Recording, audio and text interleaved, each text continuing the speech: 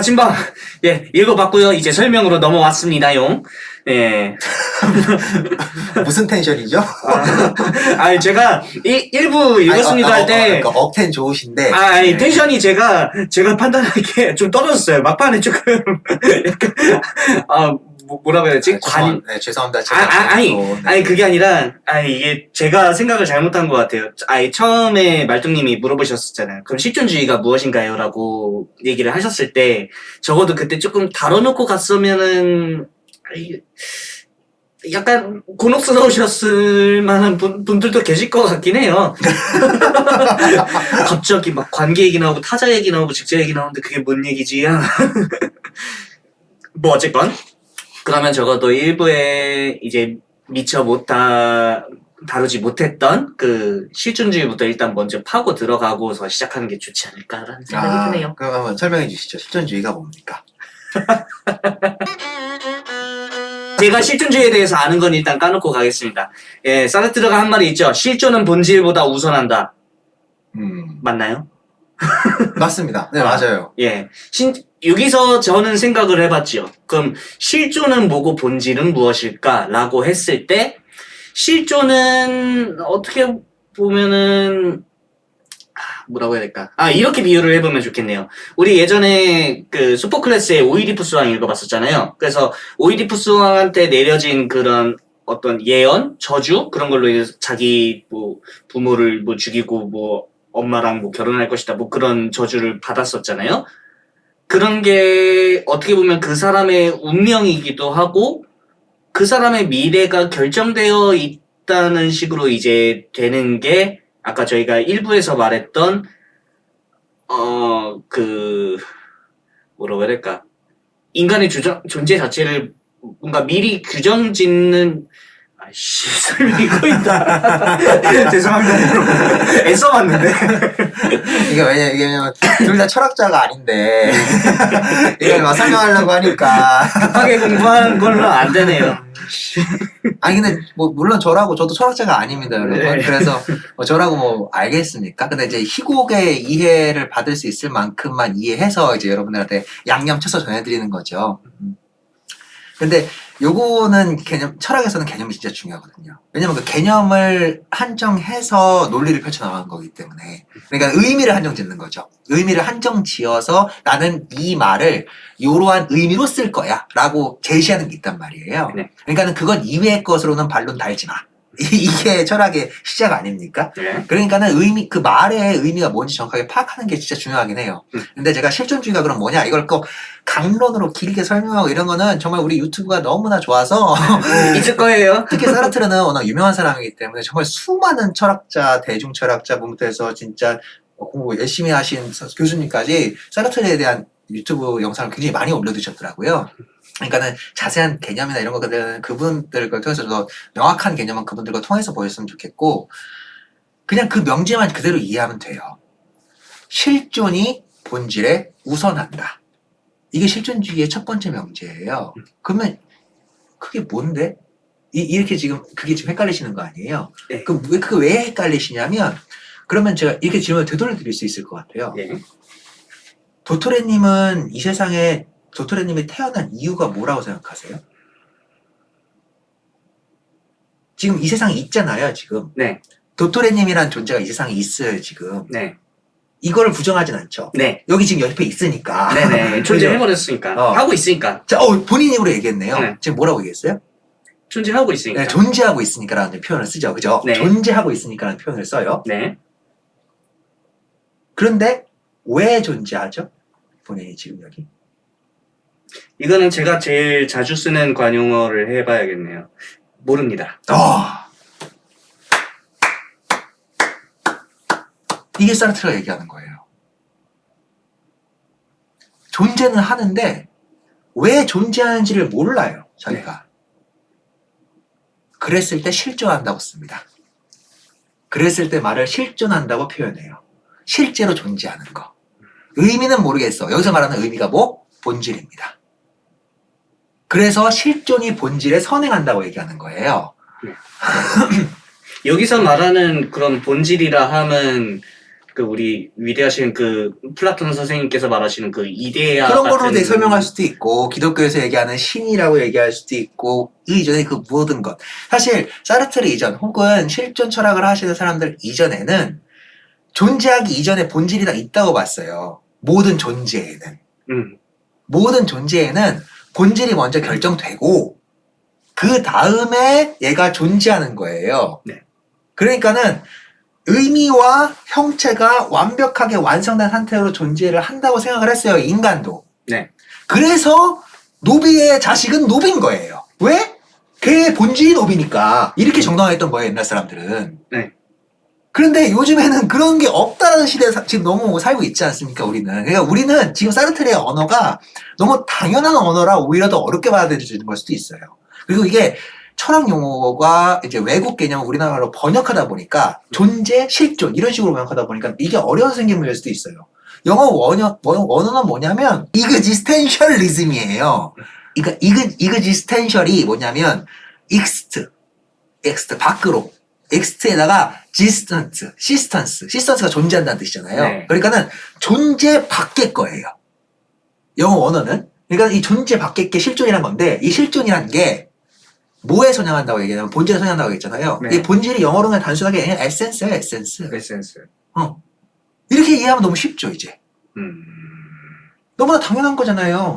인간이란 존재는 얘가 지금 왜 태어났는지 질문하는 멍청한 사람은 이 세계에는 없어요. 물론 이제 종교가 있으시고 뭐 이제 이슬람을 믿으시는 분들은 알라신이 얘한테 이제 뭘 정해줬겠죠, 본질을.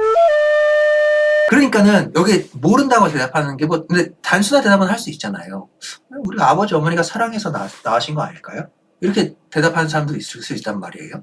그러면은 그래 그러면 너희 아버지 어머니가 사랑해서 너를 낳니? 너를 필연적으로 낳니? 라고 또 질문을 하면 그것도 대답 못해요. 네.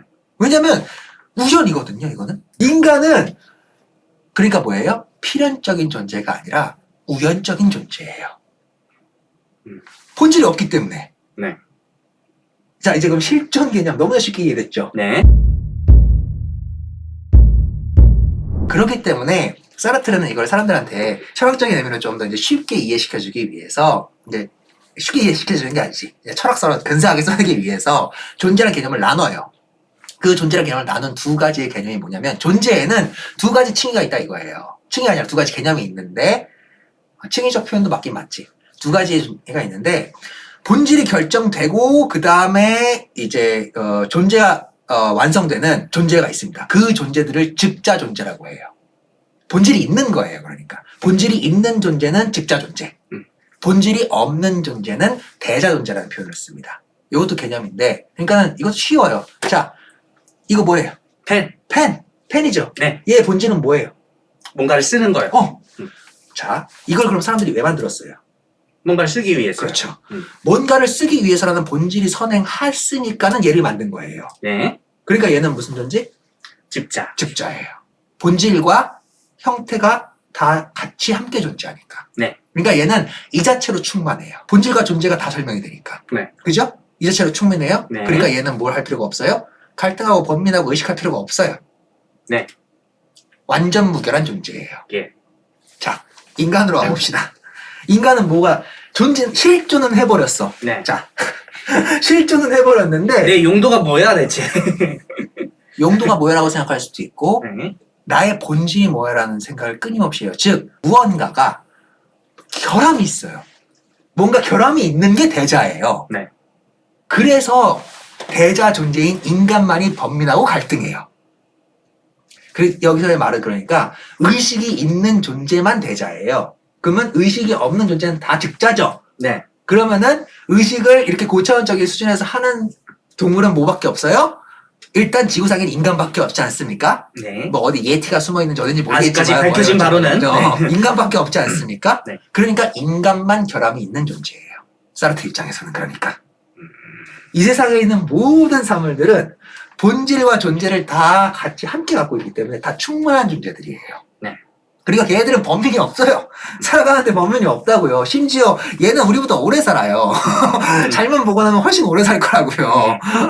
그런데 인간은 끼케봐야 100년밖에 못 살아요. 그런데 죽을 때까지 자기 본질이 뭔지는 모르고 죽어요. 저 무식하지 않거든요. 예, 전 그런 사람입니다. 자, 그렇기 때문에 아까 제가 층이라고 말씀드렸죠.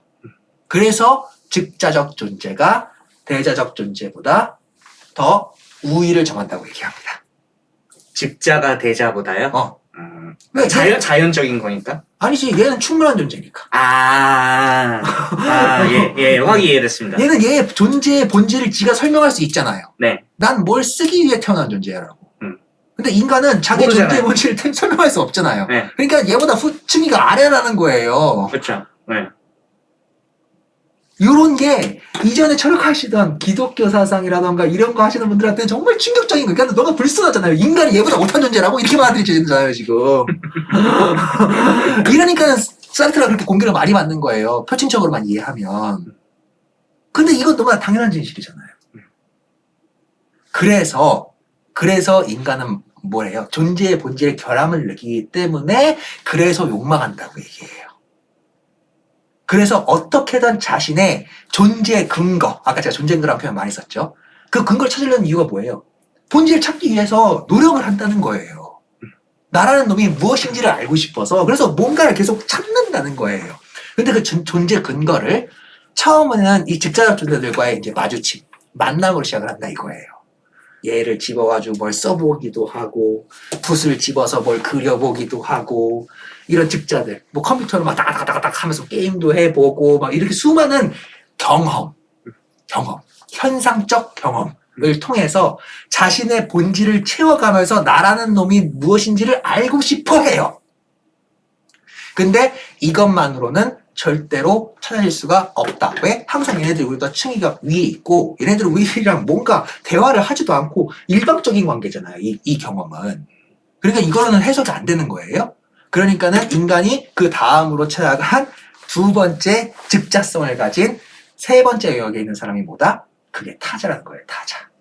나와 동일한 위치를 점하고 있는 결함을 가지고 있는 대자 존재지만 나와 다른 타자는 마주침으로써 그 마주침하는 그 순간에는 얘는 즉자성을 가져요. 왜? 얘가 나의 존재 근거를 채워줄 수 있는 즉자적인 어떤 성격을 띠니까. 그런데 이거는 직자와는 다르잖아요. 네. 얘도 이 나의 존재 근거를 채워줄 수 있는 이 즉자성을 가진 이 존재, 대자가 이 직자와는 다르니 그러니까는 이 존재를 뭐라고 부르자? 대타자. 대타 존재라고 부르자. 이렇게 그냥 개념 짓는 거예요. 그러니까 개념이 이거였구나. 너무 쉽죠? 이렇게 설명하면 너무 쉽죠? 네, 이런 설명이 필요했어요.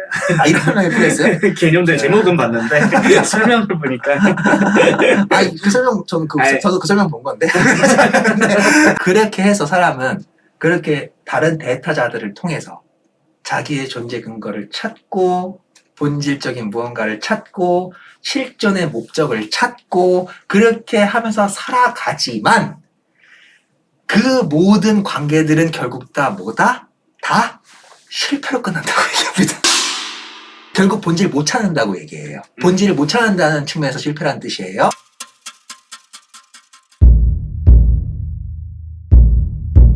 그러면서 몇 가지 예시를 들어요. 제1관계에는 상대방과 동화를 함으로써 존재 근거를 찾으려고 하는 모습의 양태, 이런 식으로 해서 몇 가지 예시를 들고, 그 다음에 동화 상태가 아니라 이제 상대방을 적극적으로 거부함으로써 존재를 찾으려고 하는 두 번째 부정의 단계, 그 외의 모든 것들. 이래서 또 두 번째 양태들이 또 몇 개가 있어요. 이렇게 설명하기 좀 어렵죠. 그러니까는 동화의 단계는 뭐냐면 이제 대타 존재를 통해서 나의 존재 근거를 찾으려고 하는데 처음에 1 동화 단계라는 건 뭐냐면 그러니까는 긍정성의 단계예요.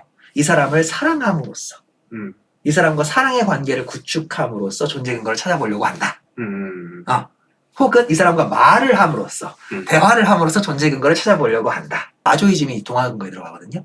마조히즘적 성향을 통해서 왜곡되어 있지만 그러한 성향을 통해서 나의 존재 근거를 찾고 싶어 한다. 이런 식으로 설명을 딱 해내요. 근데 그 모든 것들이 다 실패한다고 얘기합니다.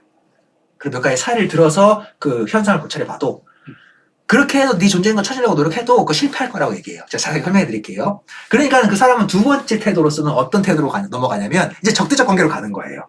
동화작용으로 해보려고 하는데 존재 근거가 안 나와. 그러니까는 적대적으로 얘가 얘기하는 거 무조건 그거 너, 그거 아니야, 그거 아니야 이러면서 부정하는 단계로 넘어간다는 거예요.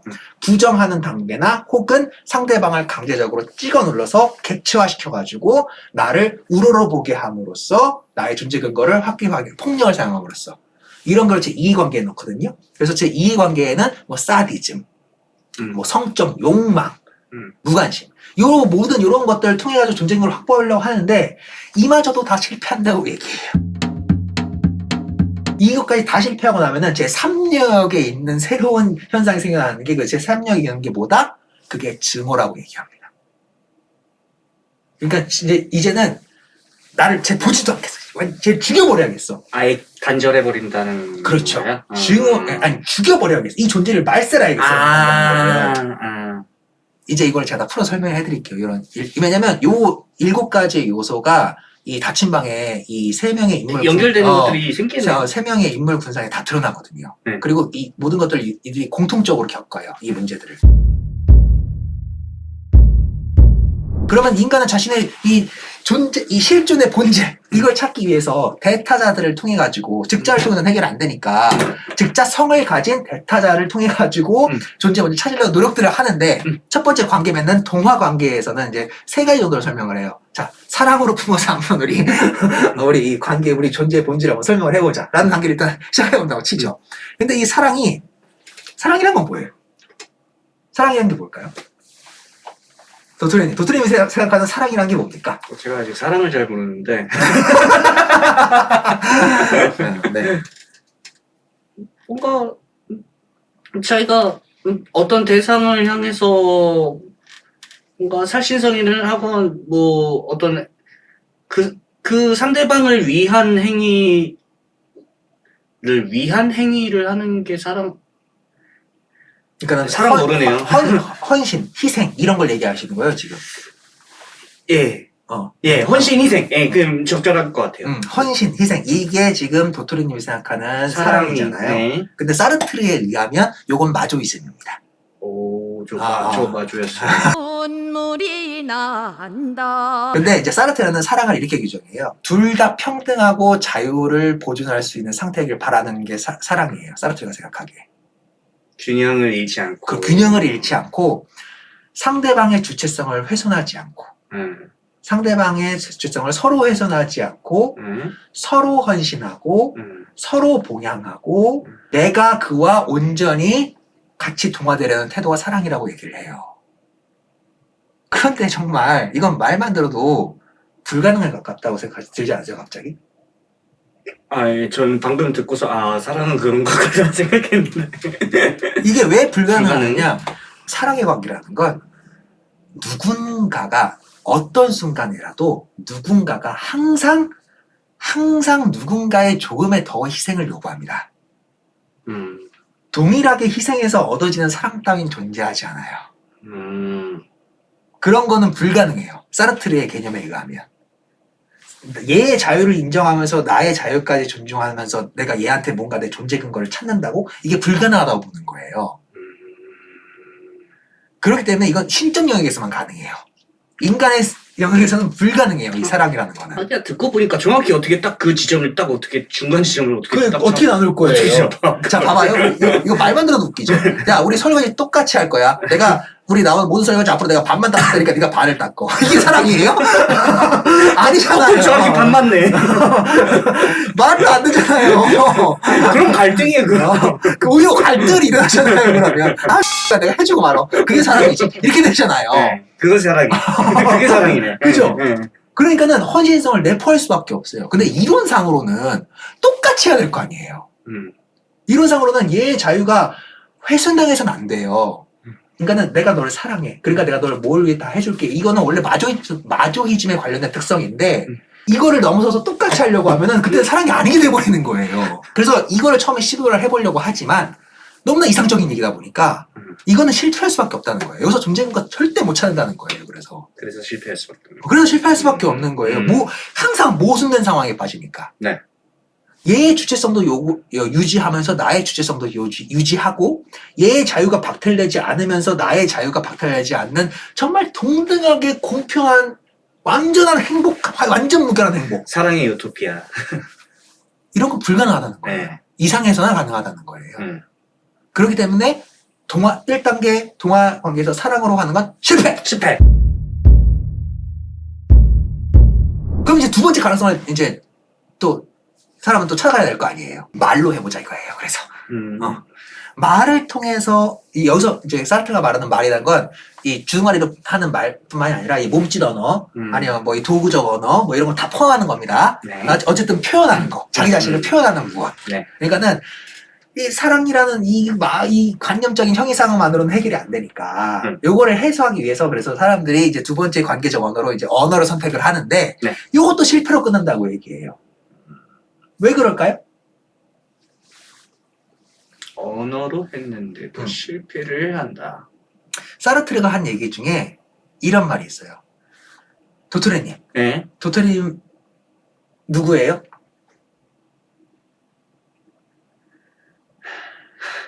아, 도토레입니다. 지금 도토레입니다라고 얘기함으로써 본인이 존재인 거예요. 사르트르의 말에 의하면 예. 자신의 자기 존재 증명을 할 수가 있어요. 사람들은. 네. 그렇기 때문에 나가 누굽니다라고 잠시만요. 자기소개하겠습니다. 라고 하면서 몸짓, 이 언어 있잖아요. 네. 말, 언어.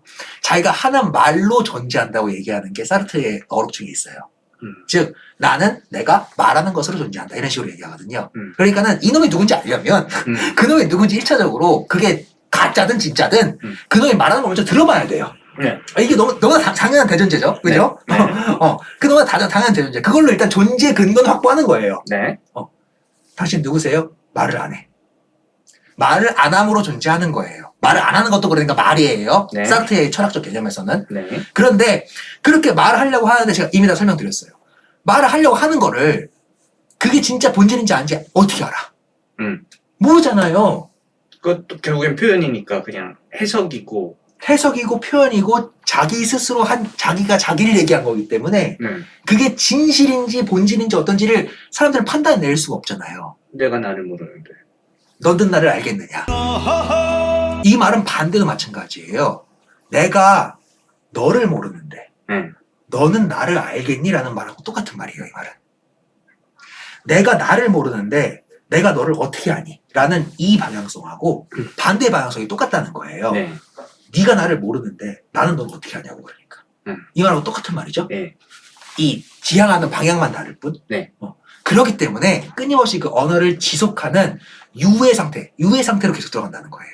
본질을 찾으려고 계속 서로서로 말은 할 테지만 수많은 사람들과 관계 맺고 언어와 몸짓과 무언가 이런 것들 통해 가지고 소통하고 표현하고 다 할 테지만 결국에 본질이라는 거는 말로 해결이 안 된다는 거예요. 근소하게 찾아질 수는 있지만.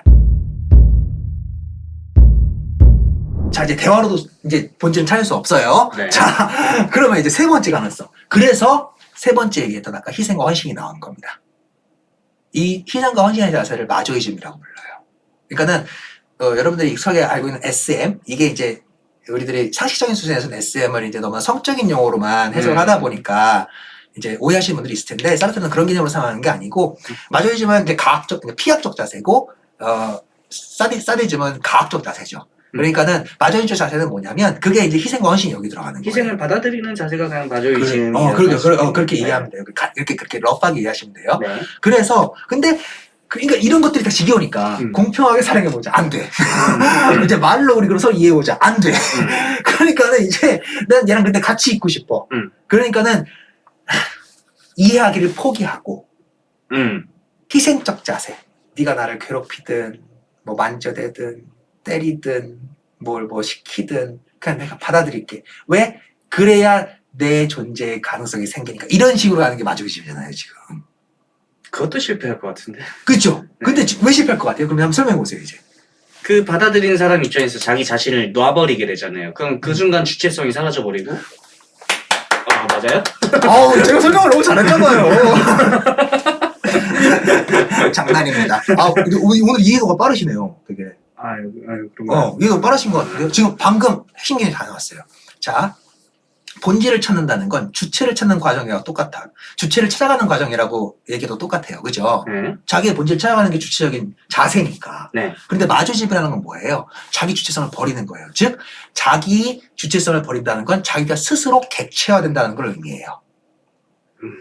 인간이 객체화되는 유일한 순간은 언제뿐?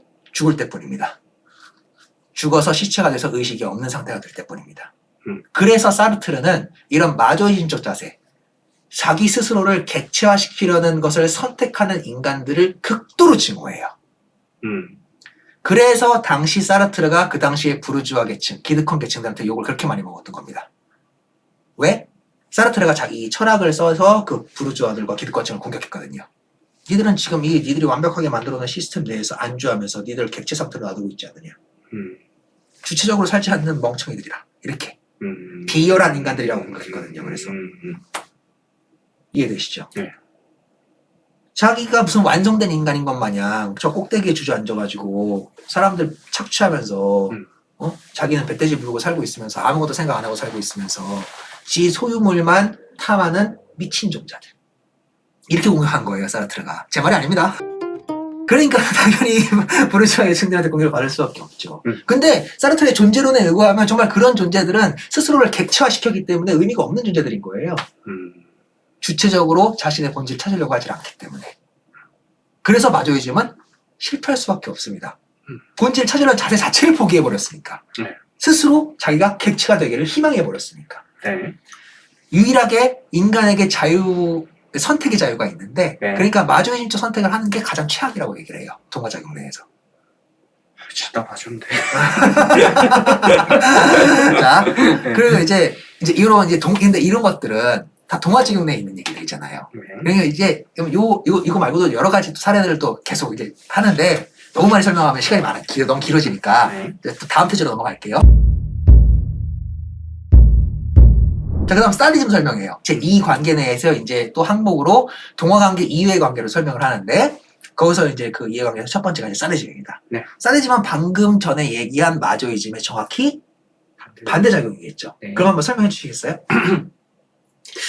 그게 좀 헷갈리긴 하는데 상대방한테 희생을 강요하는 건지 아니면 가학하는 그 자체에서 자기 스스로를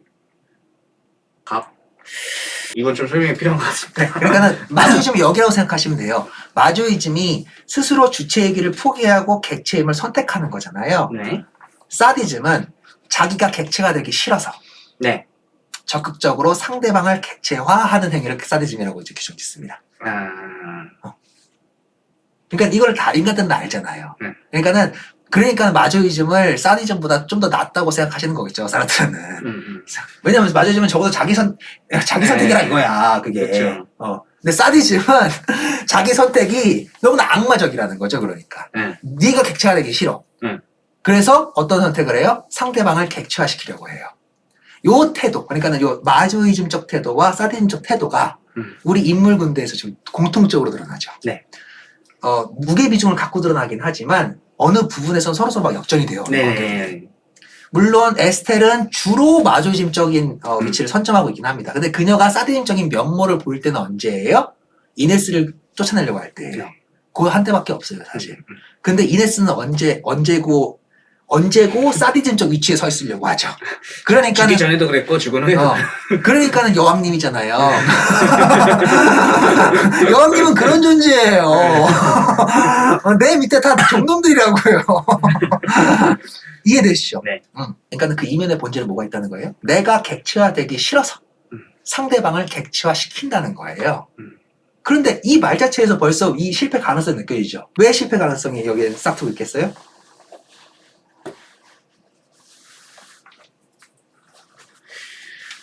아까 뭐 대타자 얘기하면서 그 타인을 통해서 또 자신의 존재 근거를 확보하기 때문에 확보하는데 상대방을 객체화 시켜버리면은 그거는 대타자도 아니고 뭐도 아니고. 이것도 좋은 해석입니다. 아, 근데 이건 사르트는 이렇게 논증하진 않고요. 예. 사르트는 이렇게 얘기하죠. 실패의 가능성이 왜 거기에 들어가 있느냐? 폭력적인 수단을 통해서 이 상대방을 굴복시킨다고 하더라도 사르트르 철학의 제일 중요한 게 뭐예요? 선택의 자유예요. 선택의 자유. 네. 이 대타자가 언제고 마조이즘적인 성향을 가진 존재라고 단정 지을 수가 없어요. 개길 수 있잖아요. 그쵸. 왜 때려 이럴 수 있잖아요. 그러니까는 사이즈이라는 건 언제나 가능한 수단이 아니라는 거예요. 그쵸. 왜? 인간은 자유의지를 가진 존재여서. 음. 자유로운 선택을 가진 존재이기 때문에 상대방이 거부해버리면 사디즘적 관계는 성립을 할 수가 없어요. 얘가 마조이즘적 자세로 받아줘야 가능해요. 그러니까 가능성이 너무나 한정적이잖아요. 세상 모든 사람들이 다 내 미칠 수 없잖아요. 예전에는 왕만이 그게 가능했던 겁니다. 근데 왜 우리 현대사에서는 불가능하잖아요, 그거. 그렇기 때문에 이거는 실패. 자, 그 다음에 성적 욕망이 여기서 또 들어옵니다. 성적 욕망은 뭐예요? 성적 욕망이요? 또 다음 세대로 이으려는 거예요. 성적 욕망은 사르트르는 사디즘하고 유사하다고 봐요. 사디즘하고 유사하다고 보는데 사디즘은 상대방을 객체화시킴으로써 자신의 어떤 주체성을 존재 근거를 찾아보려고 하는 이 노력이잖아요. 네. 성적 욕망은 사디즘의 마조이즘적 성격이 살짝 묻어 들어가는데 너 객체화되라. 나도 객체화될게. 라는 쪽이에요. 그러니까는 서로 성적 욕망이라는 게 뭐예요? 결국 육체적인 것만 탐하는 쪽인 거잖아요.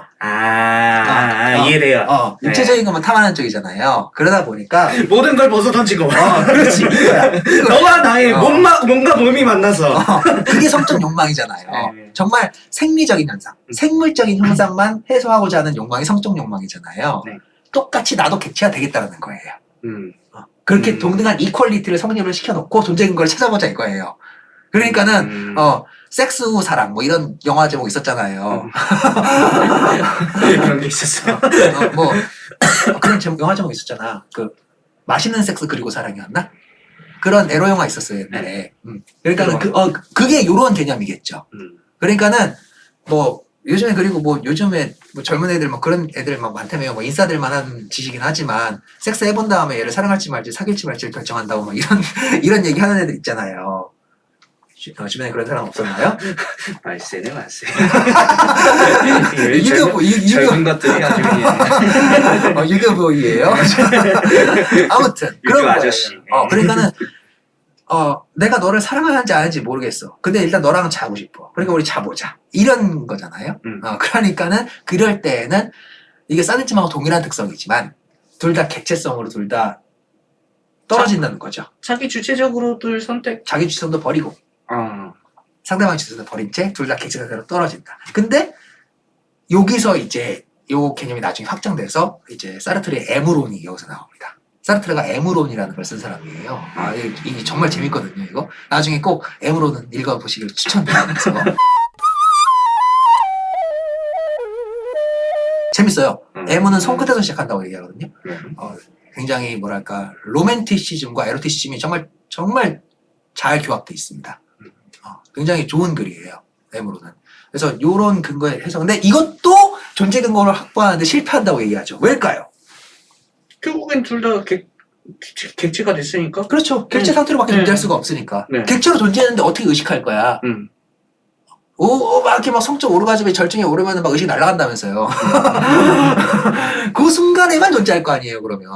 어떻게 존재할 거예요? 영원한 존재의 본질을 찾는 근거가 되진 않잖아요, 그것들이. 네. 실패! 그러니까는 이 다음에 또 들어가는 관계의 양태가 뭐냐? 무관심이다, 이거 무관심. 어지럽고 싫어. 그냥 객체가 되기도 싫어. 내가 얘에 의해서 나의 존엄성이라던가 나의 본질이라던가 이런 걸 포착당하기도 싫고 나란 존재를 이 사람들한테 알리고 싶지도 않아. 싫어. 무관심. 나를 제발 상처 주지 마. 나를 객체화하지 마. 라는 상태가 무관심이라는 상태라는 거예요. 그런데 이것도 당연히 지금 얘기 들어보시면 아시겠지만 듣자마자 알았어요. 이건 무조건 실패예요. 왜일까요? 이것도 아까 설명이랑 비슷한 게 일 수 있는데, 그러면, 자기 스스로 그런 타자들을 다 밀어내놓고 나면은, 나 혼자서 뭐 어떻게 할 건데. 그렇죠. 왜냐면, 나의 존재 근거는 타자를 통해서 획득되는 거거든요. 그러니까 방구석 폐인으로 집에 처박혀가지고 혼자 산다고 한들 그 사람의 존재가 정당화가 되지 않는다는 거예요. 사르트르의 이론에 의하면. 너의 존재의 정당성을 입증하고 싶으면 고통스럽고 힘들어도 밖에 나가서 누군가들과 이 소통과 이 접촉을 시작을 해야 된다는 거예요. 그러면서 존재 근거를 찾아간다는 거거든요. 다 실패할 거지만. 그런데 무관심한 태도는 최악이라는 거죠. 아예 가능성 자체를 닫아버리니까. 자신의 존재의 본질을 찾는 가능성 자체를 차단해버리는 행위이기 때문에 이거는 스스로 객체를 선택하는 것보다 더 최악이에요. 자기가 자기의 주체성이라는 것, 자기의 본질이라는 것이 훼손되기 싫어가지고 스스로 아무도 만나지 않을 가능성 자체를 차단해버린다니. 이거는 정말 최악이라는 거죠. 자, 이것도 실패. 이렇게 되니 이 모든 케이스들을 막 고려해보는데 다 실패야. 어떻게든 인간관계에서 자기 존재 근거를 찾고 싶어하는 다 실패야. 다 실패하니까는 사람들은 결국에 어떻게 된다는 거예요? 증오가 넘쳐나는 세상이 된다는 거예요. 자, 죽여 그냥. 야, 내 눈앞에서 사라져버려. 이렇게 극단적인 정서가 올라온다는 것이 사르트르 증오의 핵심입니다. 그래서 악순환의 종지부를 찍고 싶어하는 이 증오라는 이 관계에서 증오라는 감정이 올라온다는 거죠. 근데 이것 또한 너무나 자명하죠. 최악으로 흘러가는 거잖아요. 네. 죽여버리는 순간 끝이에요. 그때부터 자기를 봐줄 사람이 없기 때문에 자기의 존재를 근거 지어줄 시선조차 오는 이 타자의 시선이 아예 그냥 사라져버리는 것이기 때문에 증오는 최악입니다. 정말. 그래서 이 증오는 제 3유형으로 딱 떼두거든요. 그러니까는 이런 식이에요. 근데 지금 제가 설명드린 7가지 이 개념들이 사르트르의 해제가 지금 얘기 들어보면서 아시겠지만 이제 다치막 내에 이 관계들이 다 들어가 있어요. 다 연결돼요. 그죠? 네. 어떤 상황에서 얘가 지금 왜 이런 말을 했고 왜 이랬었고 지금 왜 이랬는지 이제 감이 오시죠? 네. 확실히 설명이 더 재밌어. 사르트르가 이 실존 철학을 써낸 책이 아까 존재와 무라고 말씀을 해드리지 않았습니까? 네. 제가 지금 설명드린 건 그 존재와 무의 이제 3부에 해당하는 몇몇 가지 사례들을 이제 뽑아서 설명을 해드린 거예요. 네. 이거 말고도 다른 사례들이 있고, 그리고 이제 이전에 선행돼야 될 것은 이제 좀 더 치밀한 이 철학적인 논증이 필요해요. 근데 이제 제가 그런 걸 설명해드리면 재미없잖아요. 그래서 이제 이것과 관련된 것만 뽑아서 설명해드린 거고, 아무튼 그래서 이 존재와 무는 왜 그래서 존재와 무일까요? 존재.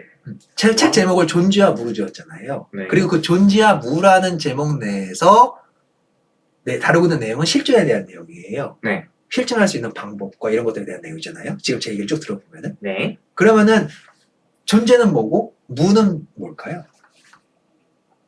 존재는 뭐가 없다고 그랬어요? 인간은 뭐가 없다? 본질이 없다. 그러니까 존재와 무라고 했었을 때 그 없다는 건 뭐가 없다? 본질이 없다. 즉 무는 뭐다? 실존이다. 이렇게 정리를 쓰겠죠. 이게 책 제목 내에서. 이렇게 논증하는 겁니다. 제목 잘 지으시네. 그러니까 네. 의미를 찾고자 끊임없이 이 사람들은 본질을 찾고자 뭔가를 한다는 거예요. 그래서 무언가를 하고 욕망한다는 거예요. 그래서 이거를 거세해버린다? 그거는 실존의 상태를 포기하게 되는 거죠. 이게 무슨 소리야? 존재하려고 하는 욕망 자체를 포기하려고 한다? 그건 시체와 다름없다는 거예요. 이보시오, 이보시오. 이런 이론이다 보니 이 사람들한테 얼마나 욕을 많이 먹었겠습니까? 야, 너 왜 이렇게 절망적으로 보냐? 막 이런 희망이 안 느껴지잖아요. 다 실패한다고 하고 막. 아니 그래 그러면 존재 본질 어떻게 해도 못 찾게 되는데 되기 전까지 못 찾으면은 뭐하러 사람들이 희망을 품고 막 이런 공격이 막 들어오는 거예요. 이제. 사디즘 발동했네. 그런데 지금 이제 제가 이 희곡가 이제 묻어가지고 좀 설명을 해드리니까 이게 좀 들어보시니까 어떠세요? 정말 단순한 비관주의 때문에 이런 논증을 했다고 느껴지시나요? 사실 이제야 말씀드리지만 이게 배경이 지옥이잖아요. 근데 저도 다른 글들 많이 참고해봤고 생각 오래 해봤는데 좀 이게 아무리 봐도 비관적인 희곡이라고 느껴지지가 않았거든요. 그러니까 어떻게 보면은 왜 비관적인 희곡이라고 느끼지 않으셨나요? 까미 때 그 시지프스 음. 그 시나 설명해 주실 때 했던 것들이 여기에서 좀 연결이 되는 느낌이더라고요. 그렇죠. 그러니까 같은 설친천주의 철학자 계열이니까. 뭔가 세상에 내던져졌고 음. 자신의 본질을 알 수도 없고 음. 그런 상황이지만 그냥 단순히 뭐 타인이 지옥이고 뭐 그런 건 다 둘째 치면 안 되지. 둘째 치면 안 되는데 그럼에도 불구하고 내가 내 주체성으로 갖고 상대방도 주체성으로 갖고 그리고 그렇게 짜여진 죄송합니다. 그렇게 짜여진 그 지옥 안에서 어떻게든지 뭔가 하고 뭐 찾아가려고 적극적으로 그거를 하고 그거를 내가 그때 설명을 해드렸지만 네. 제가 그때 설명을 해드렸지만 그때 그거를 까미는 뭐라고 얘기했다고 했어요? 비참한 열정을 가지고 살아가는 존재라고 얘기했어요. 까미가. 네. 요것과 동일하게 사르트르는 뭐라고 얘기해요? 무용한 열정을 갖고 살아가는 존재라고 얘기합니다. 주체성을 버릴 수는 없으니까.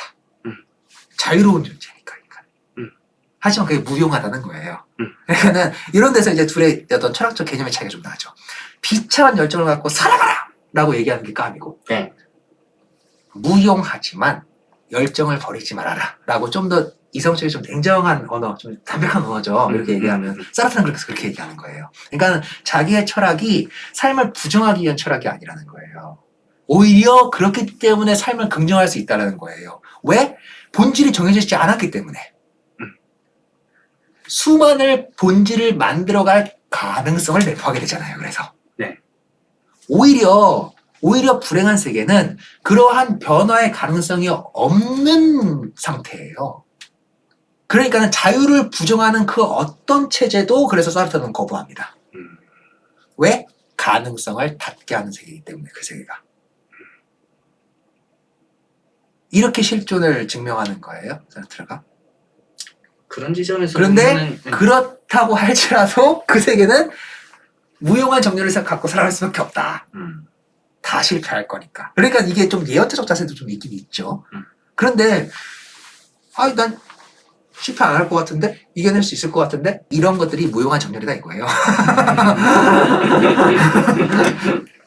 여러분들은 그런 존재의 본질, 자기 존재의 본질을 고민하고 사시는지 아닌지 잘 모르겠지만 머리 아파서 그런 거 나 안 하고 사는데 이렇게 얘기하시는 분들이 있다면 이제 사르트르가 그래서 구토라는 소설을 썼죠. 그 구토라는 소설을 이제 좀 읽기 좀 힘드실 거예요. 좀 난해해서. 그런데 이제 공통적인 사안은 그런 인간 군상들을 보면 그 구토의 주인공이 구토 증상을 일으킵니다. 존재의 본질을 찾으려고 하지 않고 어떤 기계의 부속품처럼 사는 인간들. 동일한 시간에 출퇴근을 반복하고 시키는 일만 하는 인간들. 이런 사람들을 보면 구토하고요. 뭐 아이들이 놀이터에서 노는데 똑같은 놀이를 아무 없이 반복하고 있다거나. 이러면 또 거기에 또 구토 증세를 느끼고 이래요. 그 소설 내내 구토 증세를 느끼다 끝나요. 그런데 네. 그 구토의 마지막에 이제 그 주인공이 찾아나가는 그 해방의 출구로 이제 문학을 선택을 하거든요. 이제 나 이거 궁금했어. 뭐가요? 아니, 이거 주석 보다가 봤던 건데, 이 다치망 이 희곡에서도 나오지만, 그 종이칼의 그런 무용함 같은 것들을 표현하다 보니까 이제 책이 없는 공간이라고 아까 묘사되어 있다고 했었잖아요.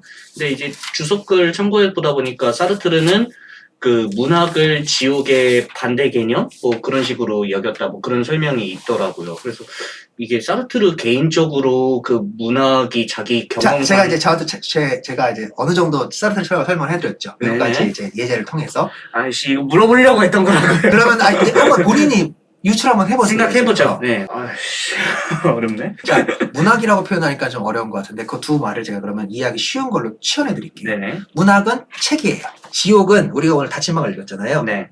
타자예요. 타인들이에요. 네. 그러면은 요 말을 도치했으니까 책의 반대말이 타인이라는 거예요. 이렇게 문학을 통해서는 자기 자신을 찾아갈 수 있으니까 아닌가 보다.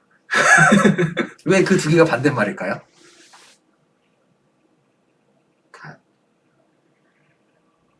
자, 여기서 말하는 책이란 건 그러니까는 네. 문학을 통해서 구원을 찾는다는 거를 또 그걸 또 잘못 얘기하시는 것 같은데 네네. 그러니까 독서를 통해서라고 지금 생각하시고 있는 거잖아요. 그러니까 지금 헷갈리시는 것 같은데 구토의 주인공이 문학에서 이 구원의 가능성을 찾는 거는 자기가 소설을 쓰기로 결심하는 겁니다. 그러니까 자기가 책을 쓰는 거예요. 네. 그게 유일한 실존적 구원이라고 생각을 해요. 그 네. 소설 속의 주인공이. 네. 그것의 반대가 이 타인들이라는 거예요. 자, 이제 그러면 설명 한번 해보시죠. 왜 문학과 반대가 지옥일까요? 죄송한데 마지막 설명 다시 한 번만 해주세요. 그러니까 구토의 마지막 주인공이 이 모든 인간 군상들, 그러니까는 이 실존적 고민을 하지 않고 그냥 하는 걔네들을 기계 봤을 때 부속부처럼 돌아가는 이 세상을 보고 구토 증세를 느끼고 네. 심지어 제가 좀 더 스포를 해드리면 심지어 자기 자신도 프랑스의 한 역사적 위인을 박사 논문을 쓰고 있던 사람이었어요. 근데 이게 무슨 의미가 있는지 모르겠는 거예요. 자기한테 이것을 써가지고 박사학위를 받는 의미가 뭔지를 모르겠는 거예요. 네. 그래서 자꾸 구토 증상이 올라오거든요. 그래서 다 집어 던져버리고 소설을 써야겠다라고 생각하는 순간 구토가 멈춰요. 이해되세요? 즉, 이 말은 뭐냐면 실존적 고민을 시작하니까 구토가 멈췄다는 거예요. 이전까지의 구토 증상들이 네. 왜 일어나는지에서는 해석이 다분하게 있을 수 있지만 네. 제가 스포를 좀 해드리자면 그런 의미라는 겁니다. 그러면은 실존적 고민으로 탄생하는 이 책, 이것을 이제 또 사르트르의 개념으로 갖고 들어오면 글을 지옥. 쓰는 행위라는 거, 이게 뭘까요? 창조한다. 무언가를 창조한다. 창조한다는 게 뭐예요? 본질을 만든다는 거잖아요. 무언가의 본질을 만드는 게 창조예요. 창조. 네. 즉 창조 행위가 본질을 찾는 행위예요. 본질을 찾는 행위, 그게 뭐예요? 실존적 자세예요. 실패할 수도 있죠, 이것도. 하지만 실존적 근거를 찾으려고 창조 행위를 하잖아요. 네. 그러면 그건 실존적 자세이기 때문에 그래서 구토증상이 멈추는 겁니다. 그리고 여기서 조금 더 이제 또 고민을 더 해드리기 위해서 조금 더 들어가자면 써서 창조 행위를 해서 이것이 책으로 나오는 순간 네. 이 책은 뭐가 돼요? 즉자가 돼요. 즉자 존재가. 즉자 존재가 돼요. 네. 나에 의해서 탄생한 즉자 존재가 돼요. 네. 그러니까 얘는 본질과 형식이 존재까지 다 갖춘 완벽한 존재예요. 그러다 보니까 어떻게 돼요? 얘가 나의 아까 얘기했던 나의 상위 존재, 나보다 더 우월한 존재로 올라가게 되죠. 예, 그러네요. 그죠? 네. 그렇기 때문에 이 안에서 존재 근거를 찾을 수 있게 되는 거죠. 즉자 존재와의 경험을 통해서 자기의 존재 근거를 찾는 게 인간이잖아요. 네. 사르트르의 논리에 의하면. 네. 그러니까 자기가 써낸 책이더라도 이게 창조를 통해서 뭔가 완성해낸 뭔가 틱 나오면 얘가 즉자 존재로 기능하기 때문에 얘와의 다시의 이 상호 교육 관계를 통해서 나의 존재 근거를 찾을 수 있다는 거예요. 이렇게 결론 짓는 겁니다. 그 이외에는 다 뭐? 지옥이라고 하죠. 지옥! 네, 죄송합니다. 근데 이건 제 주관적인 해석입니다. 그 추락을 이렇게 좀 버무려서 해낸 정말 주관적인 해석이고요. 뭐 아닐 수도 있어요. 아무튼 뭐 이제 제가 이제 이 설명해드린 모든 것이 뭐 희곡이 어느 부분에 맞아 들어가고 이런 거는 제가 굳이 또 증명 안 해드려도 이제 아실 수 있겠죠. 그러니까는 이 타자론이라는 게, 그러니까 사르트르 타자론이라는 게 굉장히 좀 중요해요. 제가 아까 그 3부에 있는 그 몇몇 가지 사례만 떼서 설명해 드린 게, 이거를 사르트르가 타자론이라고 명시해서 써놓지는 않았습니다. 그런데 이 주체의 가능성을 탐색하는 과정 내에서 타자가 더 중요하다라고 얘기하는 흐름이 이 시대에 공통적으로 일어나거든요. 심지어 구조주의로 넘어가면은 네 스스로 결정할 수 있는 주체라는 건 아무것도 없어라고 설명하거든요. 너는 지금 네가 스스로 선택하고 네 자유의지를 갖고 네가 뭘 해가지고 너가 지금 이렇게 형성됐다고 생각하지? 그거 아니라고 임마. 이렇게 얘기하는 게 구조주의거든요. 사회를 구성하는 어떤 한 요소일 뿐. 아니 그 수많은 사회적 구성 요인이 너를 만들었다는 쪽인 거예요. 아, 그러니까. 만들었다. 아, 그 본질 자체를 규정하는.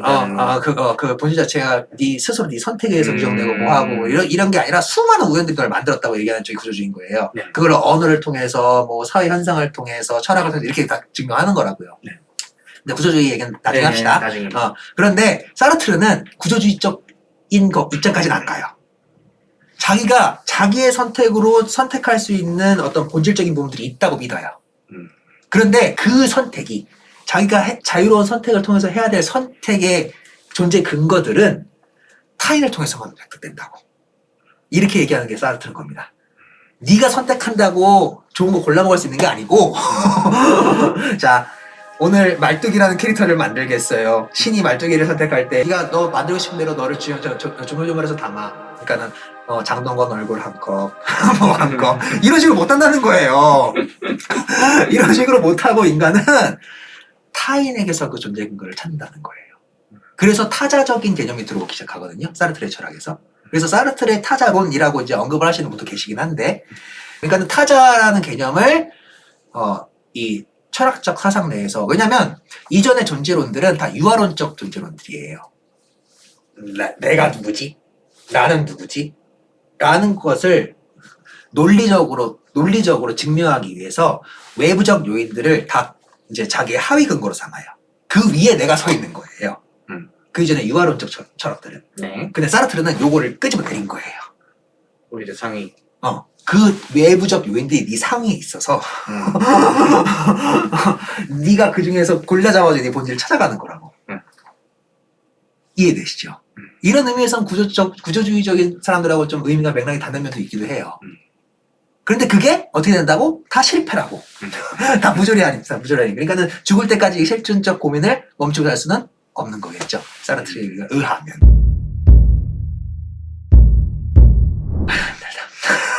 마지막 질문 하나 남았는데. 네, 하세요. 이 공간에서 그 에스텔 통해서 처음 밝혀지는데, 이 새 등장인물의 그 거울을 다 뺏어버리잖아요. 새 등장인물의 거울을 다 뺏어버리지 않고요. 네. 그- 이네스와 에스텔? 에스텔이 화장하려고 하는데 손걸이 없어가지고 걔네들이 빼간대라고 하니까 에스텔만 갖고 있었던 거예요. 그런데요? 그럼 지금까지 들어봤던 내용 바탕으로 해보면은, 거울을 굳이. 제가 여기서 이 설명을 해요. 사르트르가 아까 제가 뭐 사디즘 뭐 어떤 거 이런 거 다 설명했죠. 그런 항목 중에 거울놀이라는 것도 있어요. 거울놀이라는 것도 있는데 제가 일부러 그걸 빼긴 뺐는데 그럼? 뭐 설명을 원하시면 뭐 이런 거죠. 거울놀이도 결국엔 나를 타자화해서 거기서 존재 근거를 찾는다는 거예요. 거울을 못 보면 불안해하잖아요. 네. 왜 불안해할까요? 딸을 확인할 수 없으니까. 이거거든요. 네. 사람은 나를 확인할 수 없으면 불안해해요.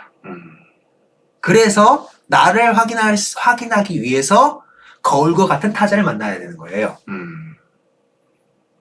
그러니까 이것이 연극적인 소스로 아주 잘 활용이 돼 있죠. 이네스가 자기 눈동자를 통해서 너를 봐 라고 얘기하잖아요. 단순히 기능적 거울로서의 기능을 요구하는 것이 아니고 원래 그렇다는 거죠. 존재 근거를 찾기 위해선 타자화시킨 무언가 필요하다는 거예요. 그게 거울 기능이라고 얘기하는 거거든요. 이건 뭐 이제 락강에서도 나오고 뭐에서 나오고 그것이 쭉 나오죠. 그런 거예요. 그렇게 이해하시면 돼요. 근데 그것도 실패라고 얘기해요. 거울 본다고 못생긴 네 얼굴이 잘생기지 않는다는 거예요. 너무 희화화시키의 설명이고 근데 개념은 같아요. 그런 의미예요. 그 거울 속의 자기를 빤히 들여다보고 자기 자신 스스로를 타자화해서 존재 근거를 찾으려고 노력한다고 한들 못 찾는다는 거예요.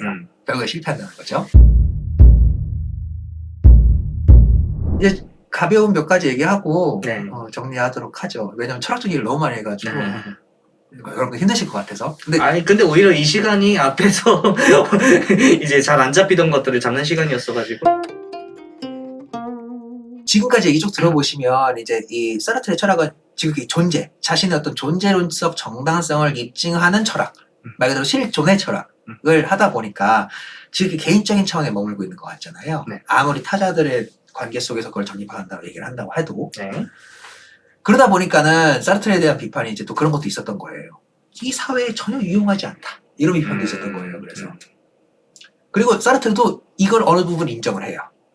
인정을 해서 그래서 아까 제가 1부에 잠깐 스토칭 한번 설명해 드렸지만 그래서 이제 이 다치마까지 쓰고 난 이후에 전쟁이 끝나고 난 다음에는 지식인들에 대해서 막 일갈하기도 하고 왜 당신들 그런 지식을 갖고 적극적으로 이 사회를 개혁하고 변화시키려는 어떤 그러한 짱구를 굴리질 않느냐 그런 행동을 보이질 않느냐 이런 태도로 바뀌게 되는 거죠. 그래서 문학이란 게 우리 뭔지 문학이란 게 도대체 어떻게 기능해야 되는지부터 우리 다시 생각해보자.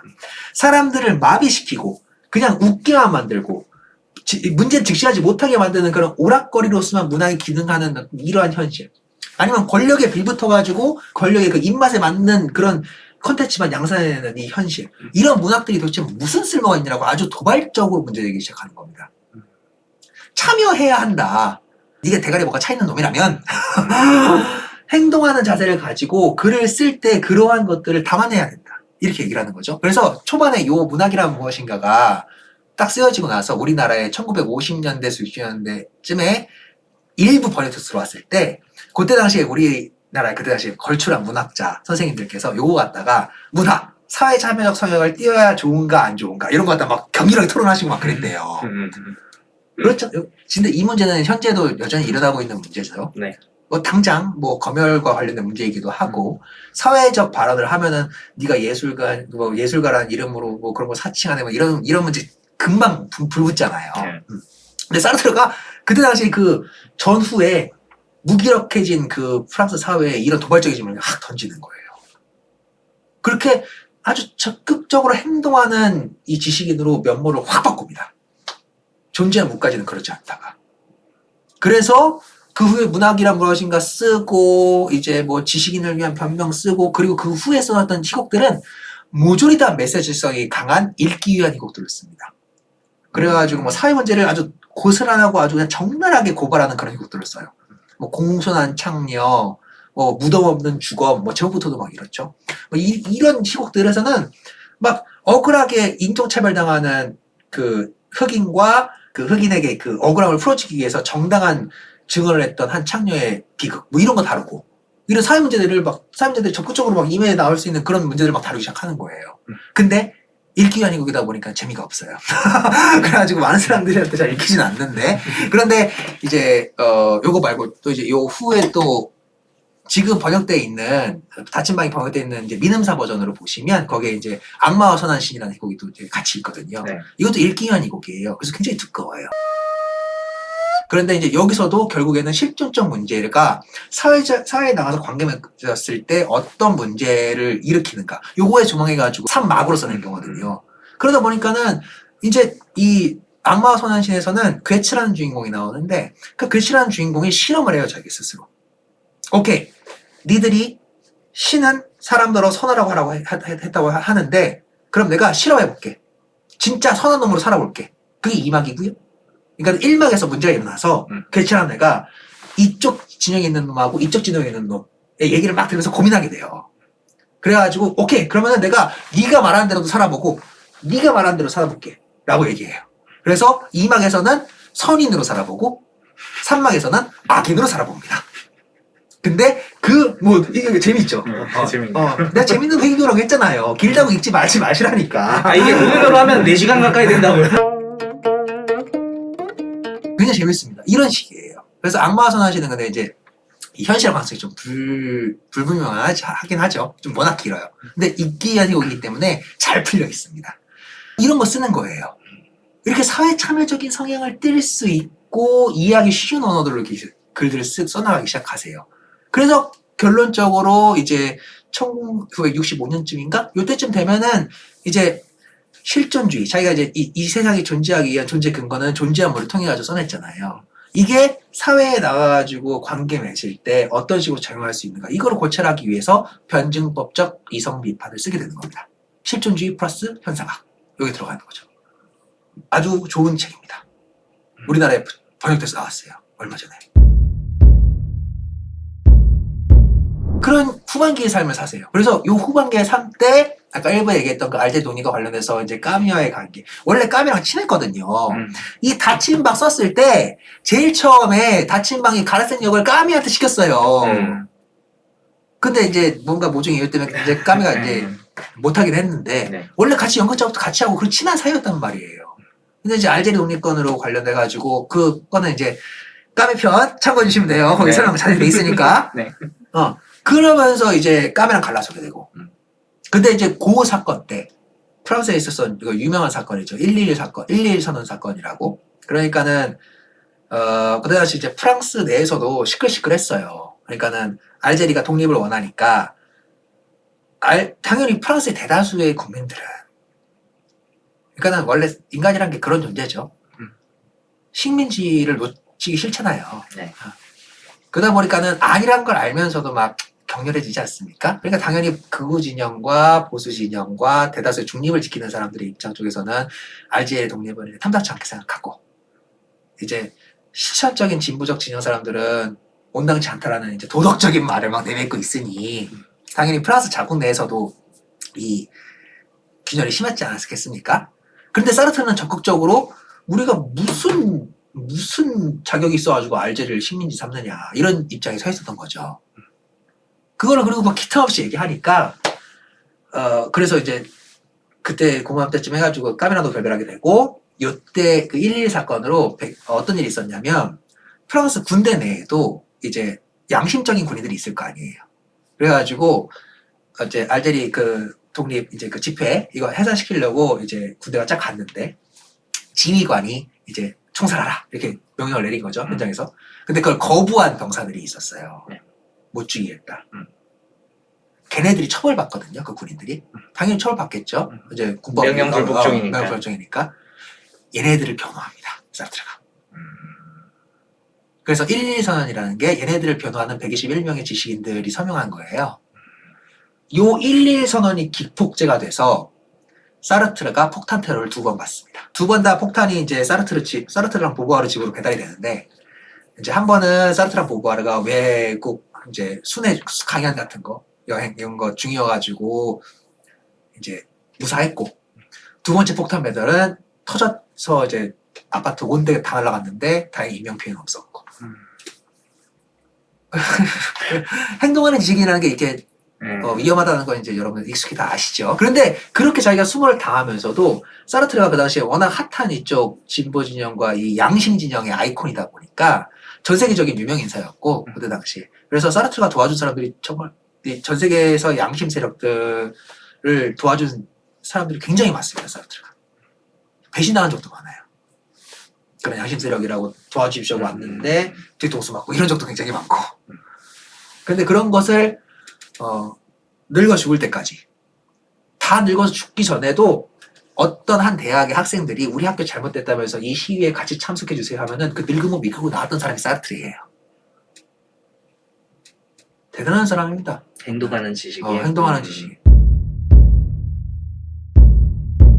마지막으로 할 말이 또 사르트르가 그런 비판과 비난이 워낙 많다 보니까 이제 강연을 한 적도 있어요. 실존주의야말로 진정한 휴머니즘이라고 강연을 한 게 있거든요. 이건 책자로도 나와 있습니다. 네, 책으로. 얇은 책이어서 여러분 그것도 한번 일독해 보시기를 권해드리는데 거기서 이제 주로 변론을 해요. 실존주의를 둘러싼 수많은 오해들에 대해서 그렇게 변론을 쭉 하는데 그 변론 내용도 이제 가만히 듣고 있다 보면 이 다른 사람들이 비난하는 이유가 결국에 그 사람들이 본질적으로 갖고 있던 불안을 표면으로 드러냈기 때문이거든요. 그러니까는 제가 생각하기에는 뜨끔한 사람들이 비난한 것 같아요. 부모한테 물려받은 재산으로 편하게 먹고 사는 사람들은 자기가 객체라고 지적받으니 뜨끔할 테고 그런 존재의 불안을 인정하기 싫어서 종교로 도피하거나 혹은 자신만의 어떤 개똥 철학으로 도피를 하거나 혹은 주위와의 관계를 닫거나 이러한 행위를 하는 사람들도 뜨끔하게 만들고 그 모든 것들을 비겁한 행위라고 표면으로 딱 드러낸 이유는 그렇게 드러내놓고 사람들에게 각성을 시켜야 이 사람들이 다시금 가능성을 마음속에 품고 사회 속으로 자신을 던지기 때문이거든요. 그래서 사르트르가 이제 행동한 지식으로 바뀌고 나서는 이 앙가주망, 이 참여적 자세를 굉장히 중요시해요. 주체적 의식을 갖고 참여하십시오. 그게 당신의 실존에 도움이 됩니다. 무섭고 두렵고 불안하고 도망가고 싶고 그렇더라도 실존적 주체를 위해서 참여하십시오. 이렇게 얘기하는 게 사르트르였던 거거든요. 멋진 철학자예요. 네, 오늘 닫힌방 희곡 읽어봤고요. 뭔가 주체적인 삶, 실존적인 삶. 실존적인 삶, 그리고 이 지옥에 던져진 우리들의 운명을 네, 어떻게 살아가야 될지 참 생각해볼 기회를 많이 던져주는 그런 희곡인 것 같아요. 그리고 제가 이거 미처 설명을 못 드렸는데 제가 설명하려니까 어려운 거지 읽을 때 상당히 재밌습니다. 여러분들한테 정말 크게 추천드리고요. 도토레도 재밌게 읽는 희곡입니다. 그래서 다음 시간에도 어떤 희곡이든지 간에 다시 읽는 시간으로 다시 여러분들 찾아뵙도록 하겠습니다. 지금까지 도토레였습니다. 말뚝이었습니다. 감사합니다. 감사합니다.